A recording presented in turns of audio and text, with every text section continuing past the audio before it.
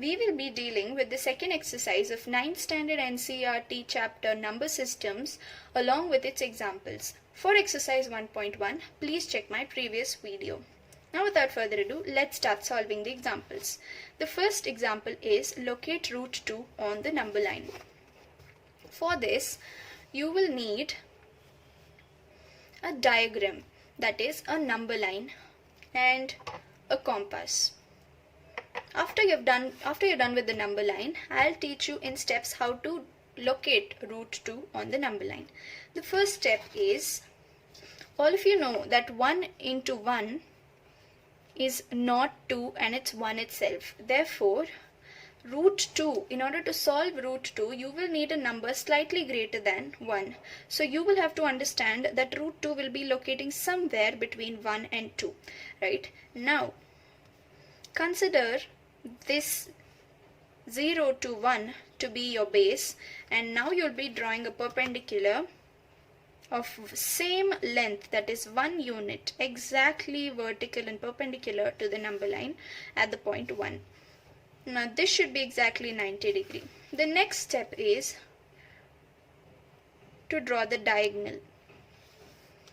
Now this has to be 1 unit and this has to be 1 unit. Now we have to verify or find out what is the length of this diagonal. For that, we need the Pythagoras formula.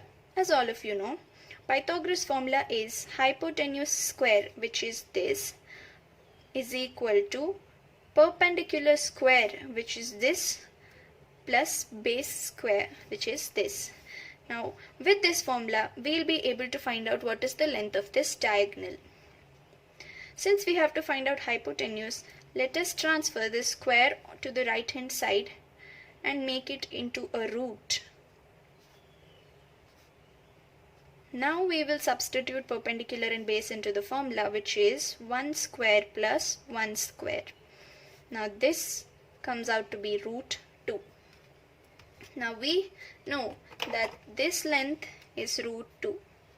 Now the third step, after you've verified, is to take a compass, take a length of this diagonal right here and place the tip on 0 and drop an arc onto the number line.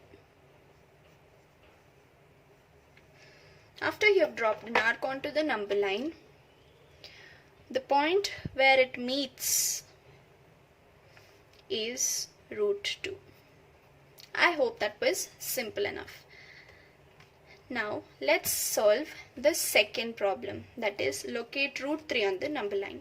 In order to do this, you will have to first mark root 2 on the number line like the previous question. Let's follow the same steps. Take unit 1 as your base, draw unit 1 as your perpendicular, complete the diagonal and drop the arc onto the number line. Now you guys know that this point is root 2. Now we'll have to draw root 3.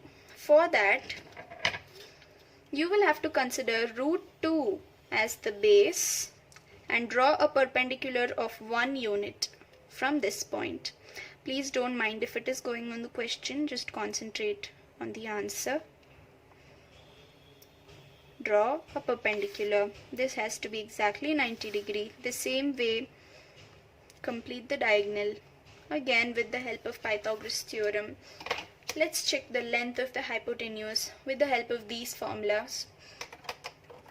That is, hypotenuse square is equal to perpendicular square plus base square. You will have to find out hypotenuse, take the root that side, like I've done here.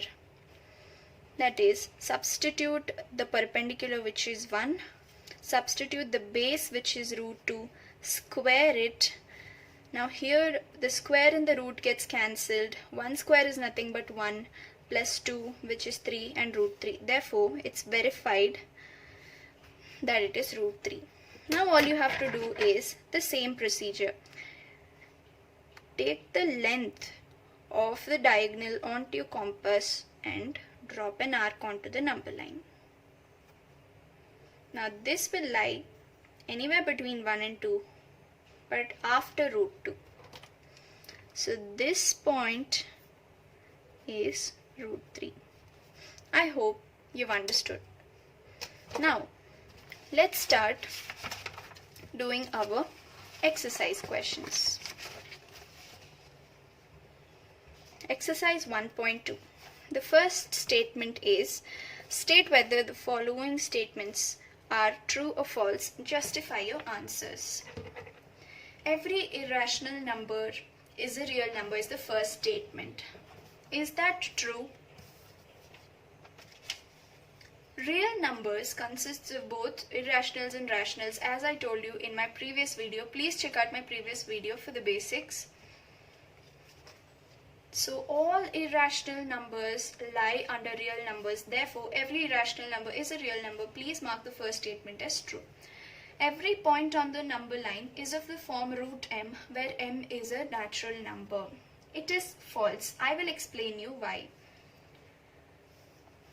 Now, they are telling number line is in the form of, that is, every point on the number line is in the form of root m. See, number line consists of both positive and negative numbers, and let me tell you that the square root of all the negative numbers cannot be a natural number.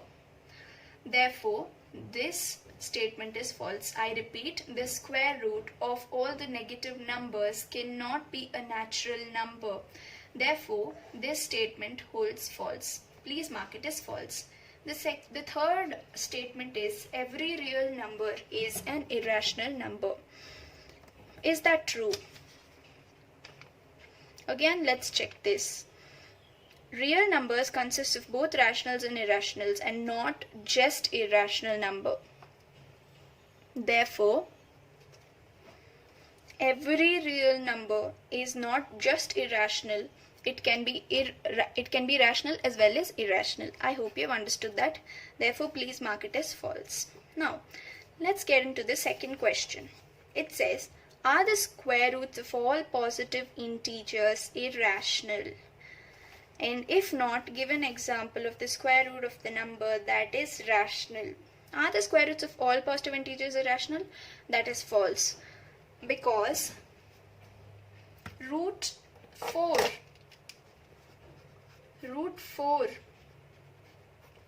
root 9, root 36, etc.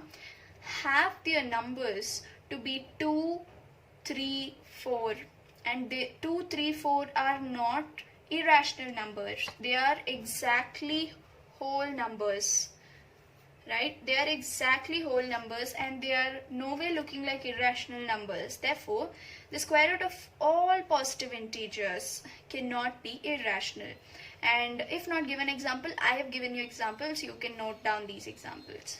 Now, show how root 5 can be represented on the number line.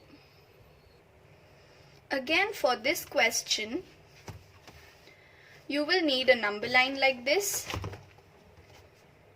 And the steps are pretty simple, like the before ones. You will have to first draw root 2 and then go ahead with locating root 3 and then root 4 and then root 5. So let's do it quickly. Draw a unit perpendicular from 1 on the number line, exactly 90 degrees. Draw the diagonal, which is root 2, whose length is root 2. Take your compass, take the length of the diagonal, drop the diagonal, mark it root 2, go ahead with root 3, considering root 2 to be the base. Again, draw a unit length as the perpendicular, exactly 90 degree. Complete the diagonal. Now this is root 3. As we have verified in the previous question. On your compass, take the length of this diagonal and drop the arc onto the number line. Now mark this as root 3. Now again, consider root 3 to be your the base, and draw a unit length perpendicular to the diagonal, that is the base, and complete the diagonal. Please don't forget to mark. This is root 2, this is root 3, this is root 4. That is, this is root 4. Again, root 4, please verify it with the Pythagoras theorem and then go ahead. And then now again take the compass, measure the length, keep the tip on 0, drop an arc onto the number line.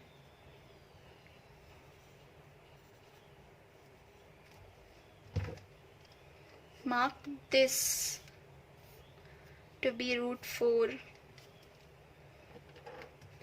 Again, for root 5, take a unit length, draw exactly perpendicular line of unit length. It should be perpendicular, complete the diagonal, mark it as root 5, and please verify that with your Pythagoras theorem. Take the length,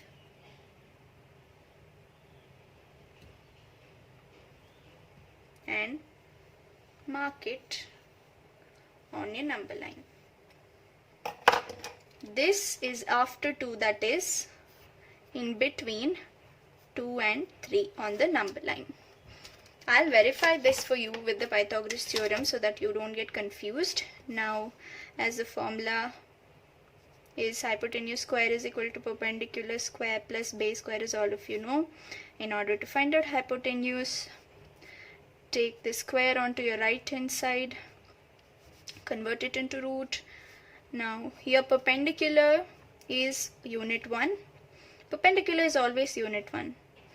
And the base here is root 4. Square it. Now 1 square is 1. Root 4 whole square, that is this square, and root gets cancelled, is 4. This ends up to be root 5. So I hope this is clear. This point on the number line is root 5. Wasn't that simple? That is it for this exercise. Thank you guys for watching my video. Please do check out my previous video for exercise 1.1, and I'll be coming up with the next exercise as well. Stay tuned to my channel for all the exercises of all the chapters. For now, it's a bye. I'm Diksha signing off.